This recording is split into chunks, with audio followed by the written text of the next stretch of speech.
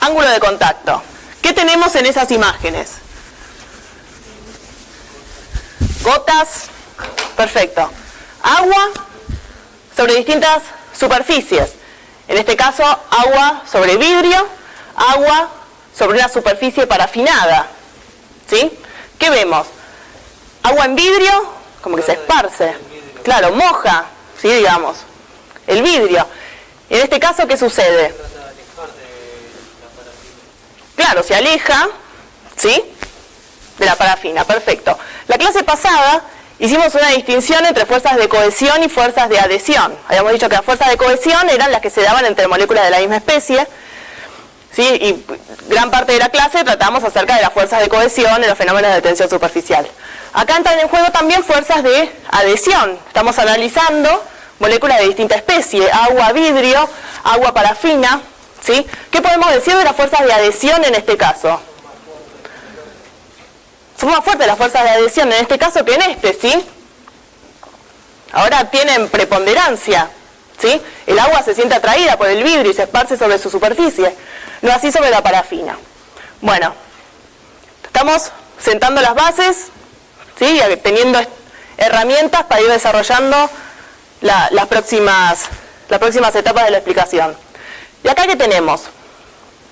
Un tubo de ensayo de vidrio con agua y mercurio. Si hacemos un zoom, ¿qué vemos? Que los meniscos tienen distinta concavidad. ¿Bien? Y que se forma un ángulo, que ahora después vamos a definir como ángulo de contacto, que es distinto de acuerdo al sistema. ¿Sí? En el sistema líquido, aire, vidrio, tenemos este ángulo dado por la interfase, digamos, bueno, en este punto donde están las tres interfaces, y en este caso el ángulo es distinto. ¿Bien? Definamos ese ángulo de contacto. Acá tenemos una gota. La clase pasada hablamos de fuerzas de tensión superficial. ¿Bien? Y dijimos que era un fenómeno de interfase, pero especificamos qué interfase. ¿Qué interfase era? Aire líquido. Perfecto. Ahora, de forma análoga a esa fuerza de tensión interfacial que llamamos fuerza de tensión superficial, podemos también definir otras fuerzas de tensión interfaciales, ¿sí?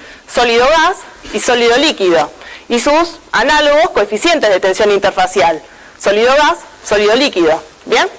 Entonces, plasmemos esas fuerzas de tensión interfacial en esta imagen. La fuerza de tensión superficial se da en la interfase líquido-gas, es tangente a la interfase y se opone a la deformación. ¿Sí? Tira para allá para disminuir la superficie libre. ¿Bien? La fuerza de tensión interfacial sólido-gas es tangente a esa interfase sólido-gas y tira para allá para disminuir la interfase libre. Y de forma análoga, la fuerza de tensión interfacial sólido-líquido se da, es tangente a la interfase, se manifiesta en la interfase sólido-líquido y tira para disminuir esa interfase. ¿Bien? El ángulo comprendido entre la fuerza de tensión superficial, ¿sí? Que es la fuerza de tensión interfacial líquido-gas, y la fuerza de tensión interfacial sólido-líquido es el ángulo θ, ¿sí? O ángulo de contacto. ¿Bien? Y ese ángulo θ o ángulo de contacto va a depender de la naturaleza de los medios de contacto, ¿sí? Si nosotros tenemos el mismo líquido en distintos soportes, vamos a tener un diferente ángulo de contacto. Ya tuvimos un ejemplo, agua en vidrio, distinto ángulo de contacto que agua en parafina. Mismo soporte y diferentes líquidos, por ejemplo, vidrio y agua, ¿sí? Tienen un distinto ángulo de contacto que vidrio, mercurio.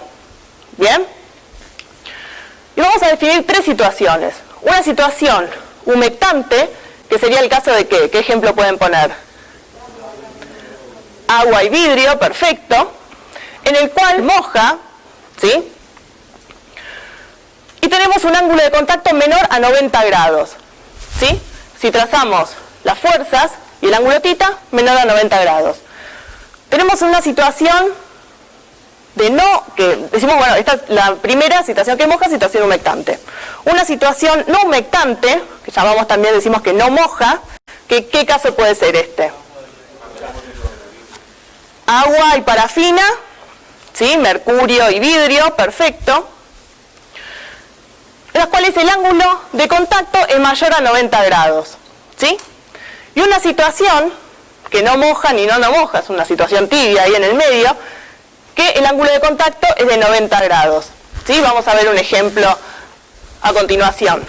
Esa situación, por ejemplo, puede ser agua y plata. ¿Sí? Siempre recuerden que analizamos, no estamos contando el aire, pero siempre está presente en nuestro análisis. Bueno,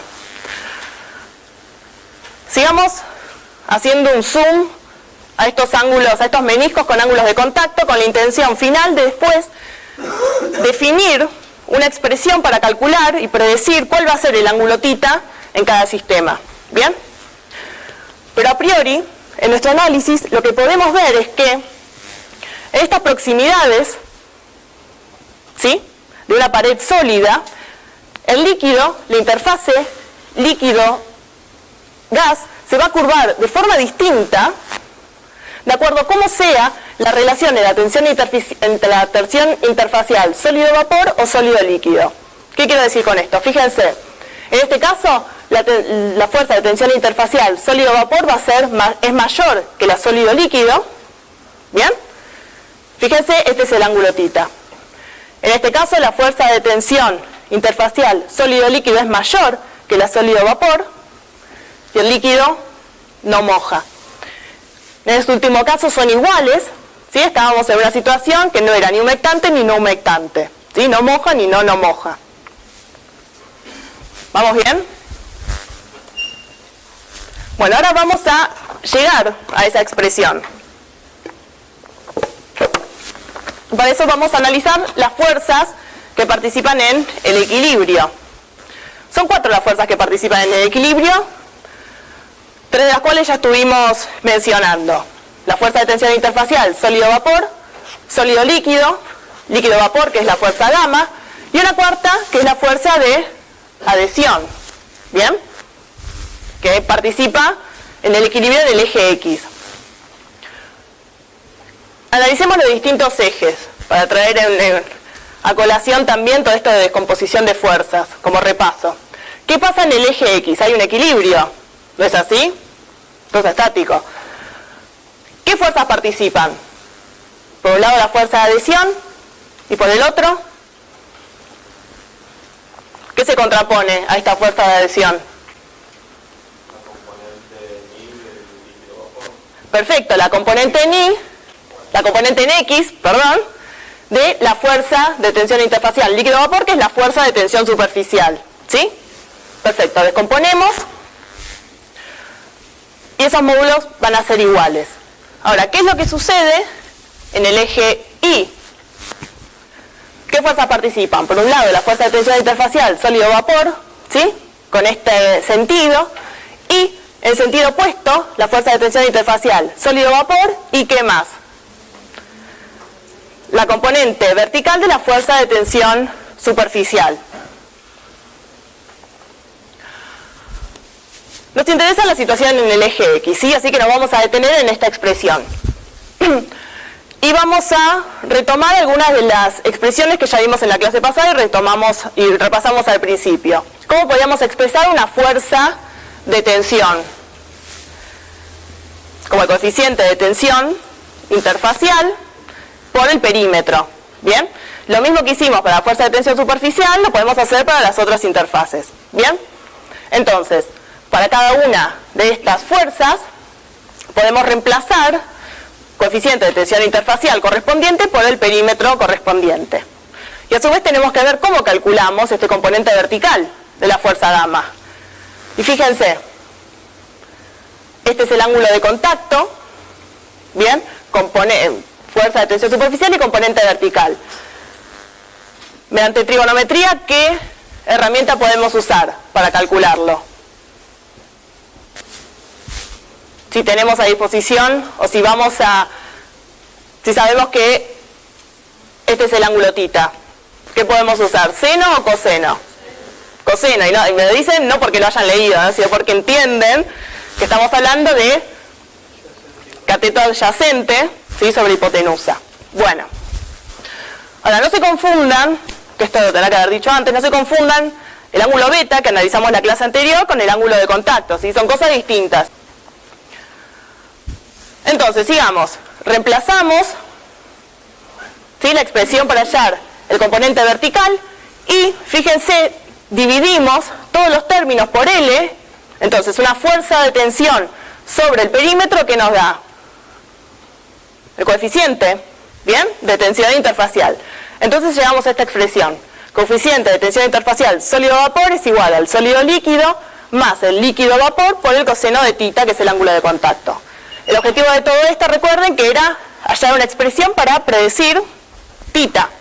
Reordenamos y obtenemos esto, ¿sí? Finalmente llegamos a esta expresión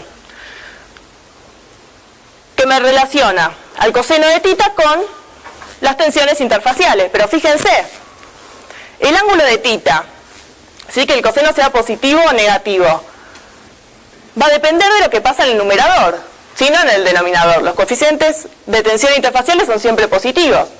Ahora, ¿qué sucede si el coeficiente de tensión interfacial sólido-vapor es mayor que el sólido-líquido? ¿Cómo va a ser el coseno de θ? ¿Positivo o negativo?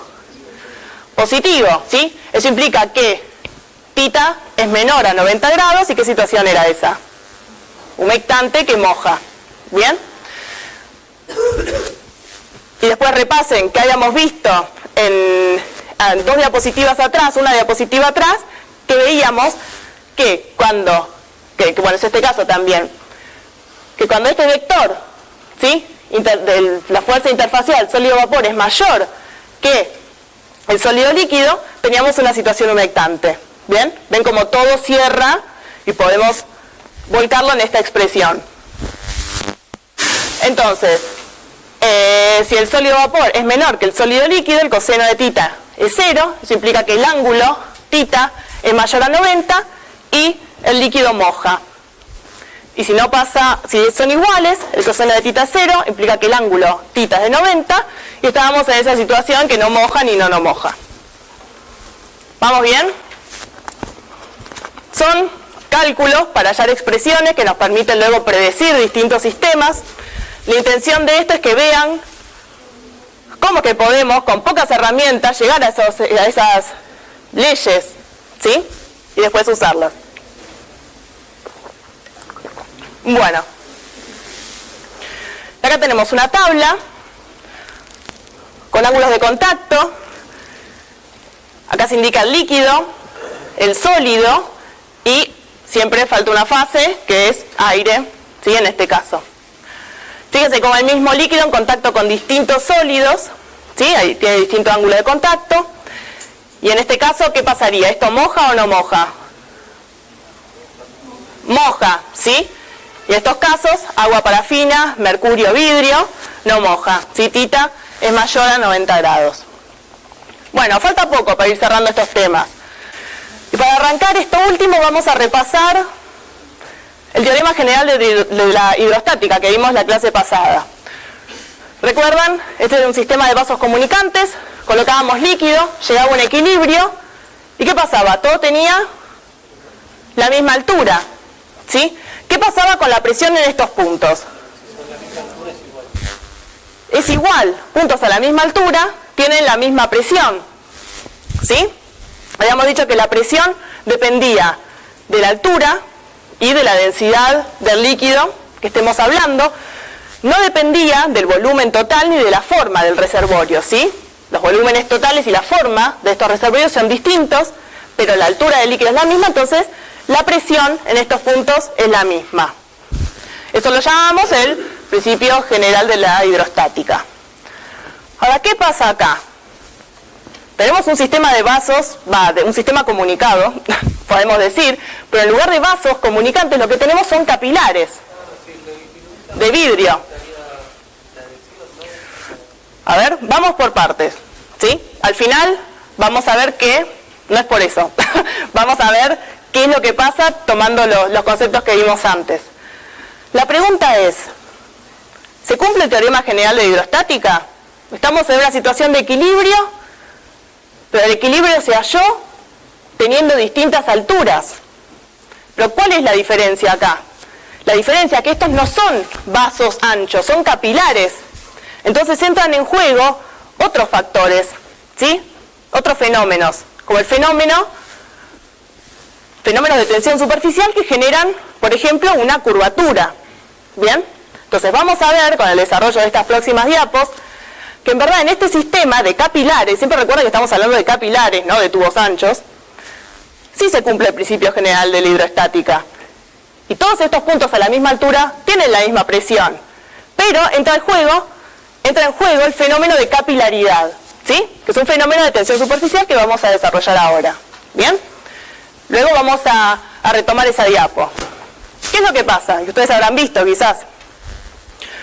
Los líquidos que mojan sufren, y tienen una curvatura de estas características, sufren ascenso capilar. Y los líquidos que no mojan, ¿sí? Y tienen esta curvatura, por ejemplo mercurio, vidrio, sufren descenso capilar. Pero no queremos que se aprendan nada de memoria y nada, es una regla, moja, asciende, no, eso no queremos bajo ninguna circunstancia. Entonces vamos a analizar por qué. ¿Qué es lo que pasa? Y vamos a llegar a una expresión que me va a permitir predecir cómo va a ser la altura de ese ascenso o descenso capilar en función de parámetros, ¿sí? De hidrostática que estamos viendo ahora. Entonces, vamos a analizar esta situación.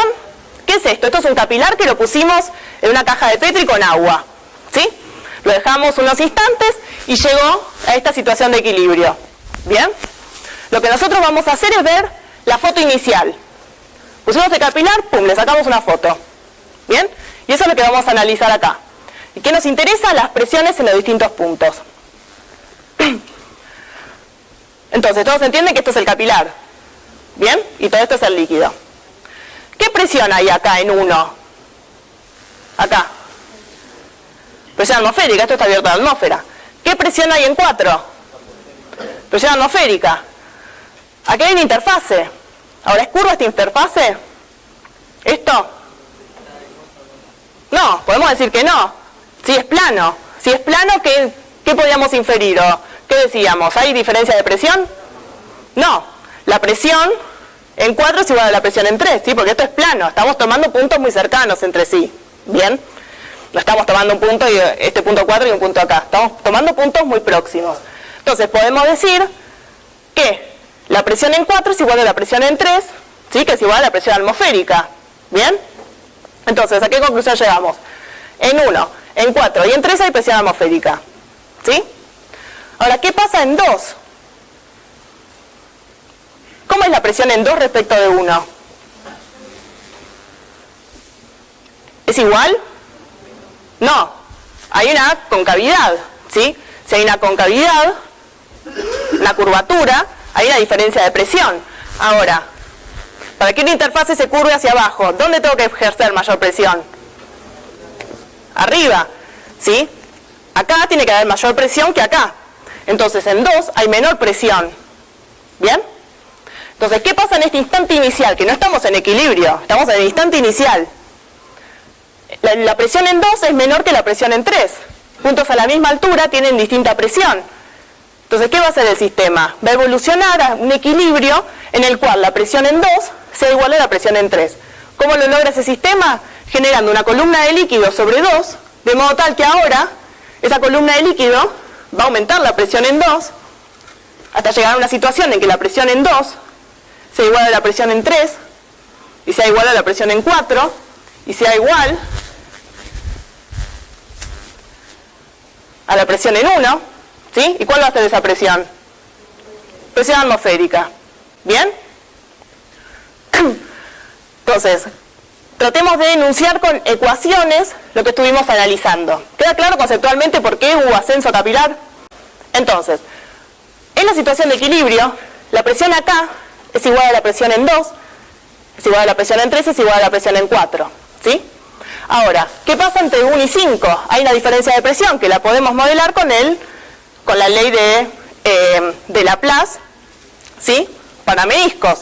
¿Cómo quedaría? Presión en 1 es igual a presión en 5 más 2 gamma sobre el radio de curvatura. ¿Bien?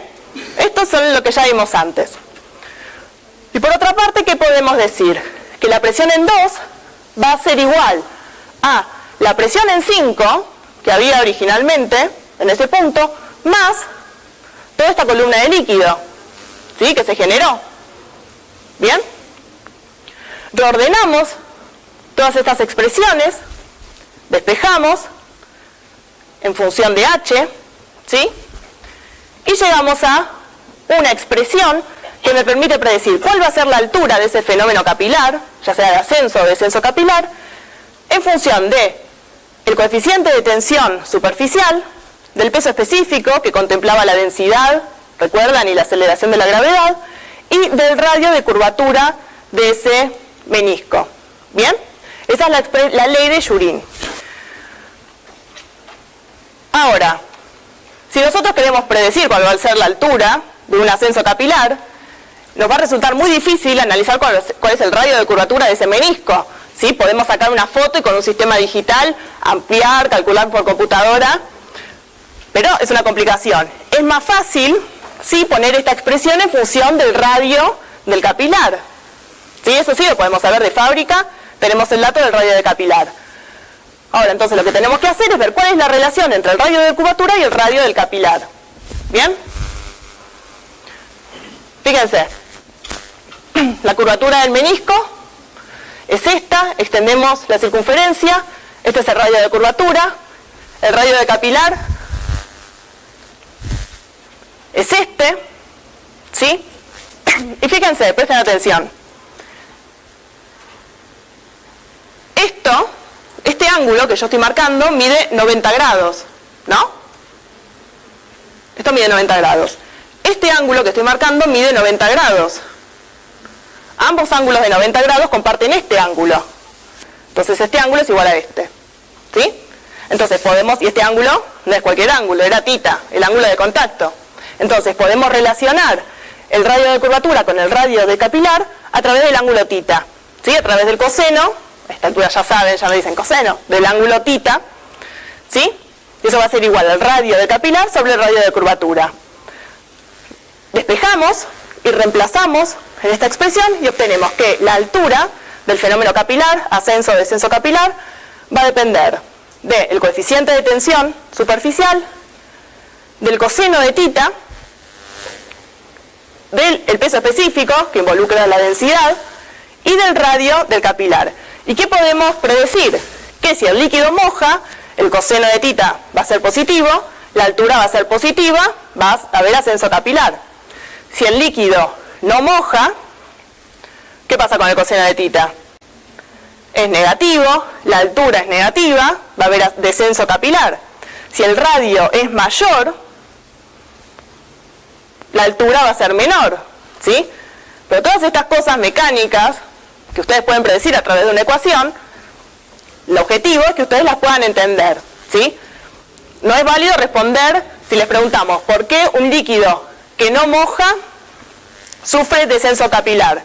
No nos pongan porque el coseno de θ es negativo, entonces la altura es negativa, ¿sí? No va, lo que queremos es que generen criterio. Entonces vamos a analizar qué es lo que pasa, si vamos a justificar desde un punto de vista conceptual, ¿sí? No reemplazando números en la expresión de Jurin que nos permite predecir, ¿sí?, las alturas, qué es lo que pasa en una situación en la cual el líquido no moja.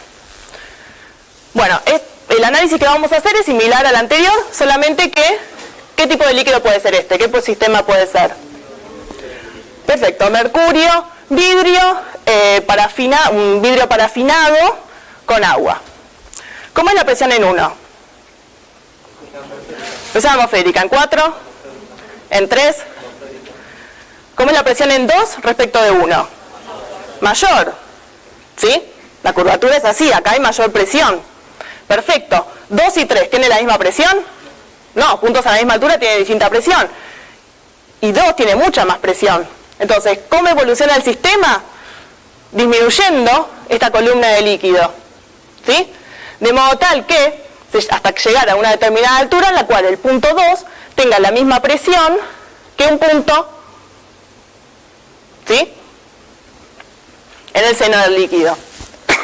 Y que la columna de líquido, ¿sí?, hidrostática sobre él equipare a la presión que hay en 2. ¿Vamos bien? O sea, en el equilibrio, esos puntos van a estar a la misma presión. Bueno, ese es el motivo por el cual, si analizamos qué pasa en el instante inicial, este sistema evoluciona hacia el descenso capilar. Bien, y eso lo podemos predecir con la expresión de Jurin. ¿Qué pasa con esta?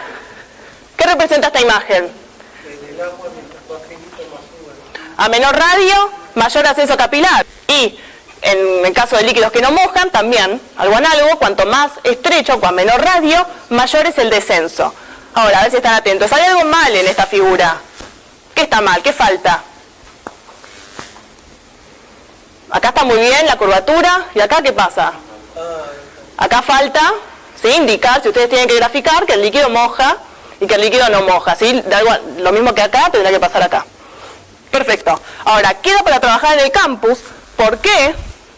¿Sí? Si bien lo podemos predecir con la expresión de Jurin, ¿por qué este sistema evoluciona hasta este equilibrio y este sistema a este equilibrio? ¿Por qué si ambos líquidos, si este líquido moja, y en ambos casos la curvatura, ¿sí?, es de este estilo, ¿sí?, tiene esta pinta, ¿por qué en este capilar de mayor radio se encuentra en equilibrio solamente con esta columna de líquido?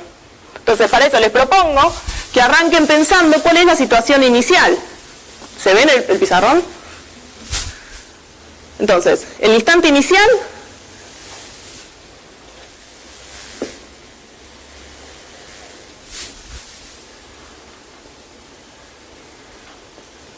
¿sí? Acá hay mayor curvatura que acá, ¿eso se nota?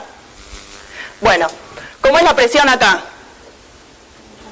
Atmosférica, acá, atmosférica, acá, atmosférica, acá, acá, atmosférica, no, mayor que la atmosférica, menor que la atmosférica, la curvatura es acá, acá hay mayor presión, ¿bien? Entonces, menor que la atmosférica. ¿Cómo es la presión acá? Menor que la atmosférica. Ahora piensen, luego en sus hogares, si lo seguimos trabajando por el campus, cómo es esta presión en relación a esta presión y cómo es que se llega a este equilibrio en función de esas diferencias de presiones. ¿Sí? Entonces, con todo este análisis pudimos ver que puntos a la misma profundidad tienen igual presión. Justamente, este ascenso capilar se da para que puntos, para llegar a un equilibrio de que puntos a la misma altura tengan la misma presión.